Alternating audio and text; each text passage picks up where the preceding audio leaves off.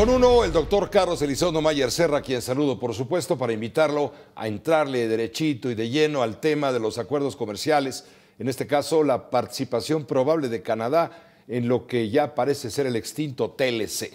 Buenas noches, Pepe. ¿Cómo estás? Buenas noches. Primero vamos a poner en contexto la situación en Washington. En estas mismas horas, son las 10 de la noche con 48 minutos en Washington. Se están viviendo horas verdaderamente críticas en este tema de la renegociación del TLC o de un acuerdo nuevo comercial o como usted lo quiera llamar o como lo llama el señor Trump.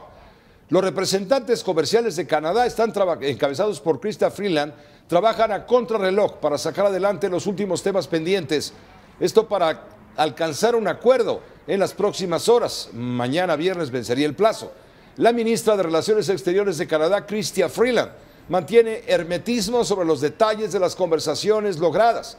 Explica que por acuerdo con las contrapartes de Estados Unidos y México no va a revelar información de las negociaciones que continúan a todo vapor todavía a estas horas en la capital estadounidense. Únicamente, Chrystia Freeland se ha limitado a decir que hay mucho progreso en las pláticas. Durante la tarde, la canciller canadiense salió a los medios. En vez de responder al chacaleo, a las preguntas, regaló paletas de hielo a los periodistas apostados frente a las oficinas de Robert Lighthizer, el negociador estadounidense, para mitigar el calor que se ha sentido estos días en la capital de la Unión Americana. Hemos cubierto mucho terreno, se mantiene el ambiente constructivo. Hay mucha buena voluntad y ahora mismo volvemos a trabajar con base en las conversaciones que hemos tenido. Continuaremos trabajando muy fuerte y como pueden ver, vamos a seguir trabajando hasta muy tarde esta noche. Hay muy buen ambiente, vamos progresando.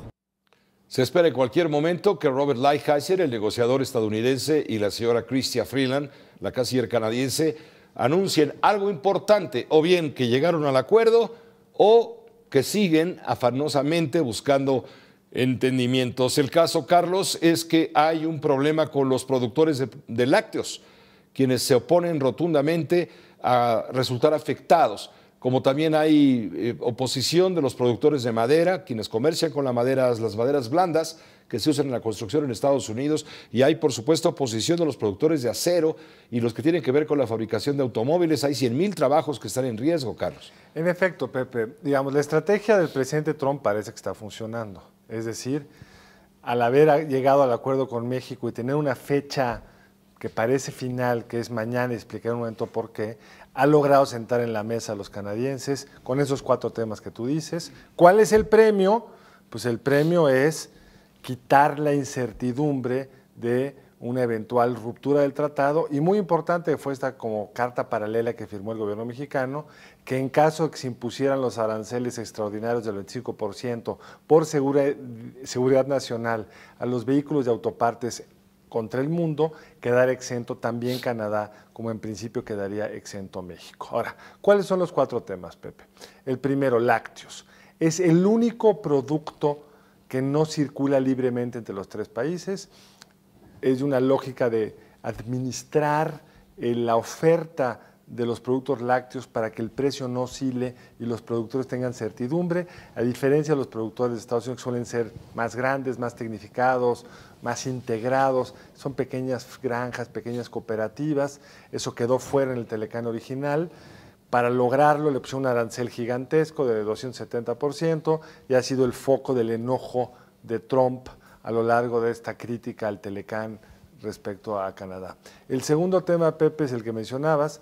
Los canadienses administran los bosques que son públicos de una forma distinta que los bosques privados de Estados Unidos, y los Estados Unidos siempre han alegado que por eso el precio de la madera de construcción es más barato en Canadá y que eso daña su industria.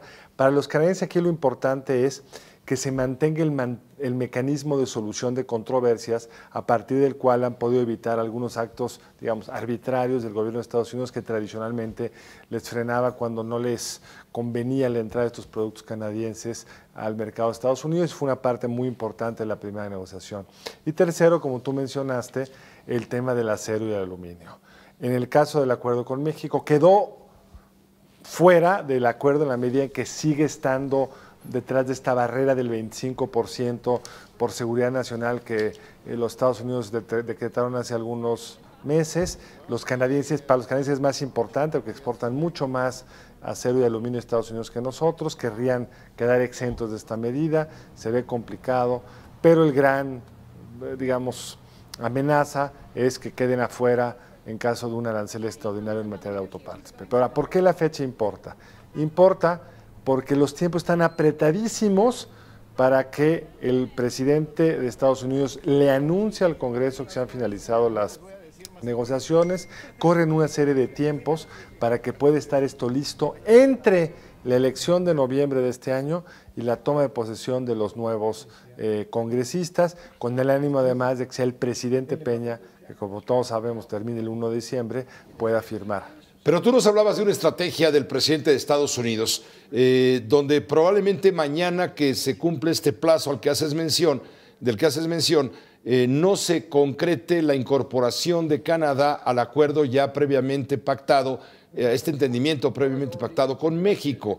Puede darse después. Hay atrás un asunto. Trump tiene un mandato senatorial para negociar o renegociar un tratado tripartita o tripartito, 3 países pues, y ya lo logró aparentemente con México. De hecho se anunció así el lunes, para sorpresa de los canadienses, quienes algunos en voz baja y no tan baja dicen México nos dejó solos y nos traicionó. Bueno, hay que ver cómo se incorpora Canadá a este acuerdo que ya establecieron México y Estados Unidos. Es lo que están negociando ahorita, ajá, pero como bien dices tú, el tiempo, digamos, si lees las cláusulas de cómo se autoriza una renegociación como esta, uno tiene que ser trilateral. Si se vuelve bilateral, entra a otro proceso legislativo mucho más complicado. Pero como siempre pasa en estos temas, ya encontrar una posible salida para mañana, en caso que no se pusieran de acuerdo, que nos dirán en algunas horas, minutos o cuando resulte. Si se ponen de acuerdo, fantástico, ya hay acuerdo. El viernes el presidente Trump anuncia y empieza el conteo. Si no hay acuerdo, parecería que la solución que están tratando de hacer, si hay buena voluntad de parte de los negociadores, es que se anuncie al Congreso el acuerdo con México y que en cuanto se logre, y tendría que ser antes del 21 de septiembre, se logre un acuerdo con Canadá, se suma ya habiendo iniciado el conteo de días para poder terminar a tiempo. Esto es muy apretado, por eso las prisas y de ahí la presión. Imagínense el problema para Canadá. Prisas para Trump, desde luego, por el tema electoral que viene para renovar el Congreso, y por otro lado, prisa para México, porque si se cumplen los plazos, que sería mañana para empezar ya la preautorización, lo firmaría Peña Nieto el 29 de noviembre. Días antes de salir. De 48 horas de abandonar el poder. Pero si no se logra, lo va a tener que firmar el próximo presidente de la República, Andrés Manuel López Obrador, y ahí ya son otros términos. Eso para la parte mexicana. Para la parte estadounidense, pues Trump ya logró lo que quería, hizo su reality show el lunes, teniendo ahí de acompañantes al secretario de Relaciones Exteriores de México, al secretario de Economía de México. Y un teléfono.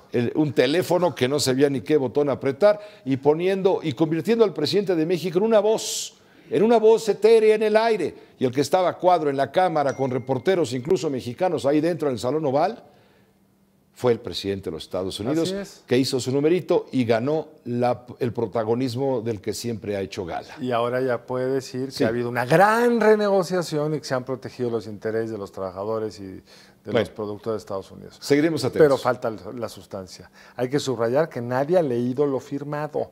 Se han filtrado cosas. Habrá que ver ya con detalle de qué se trata el paquete. Gracias, Carlos Elizondo Mayer Serra, como siempre. Gracias a ti, Pepe. Gracias, el doctor Elizondo.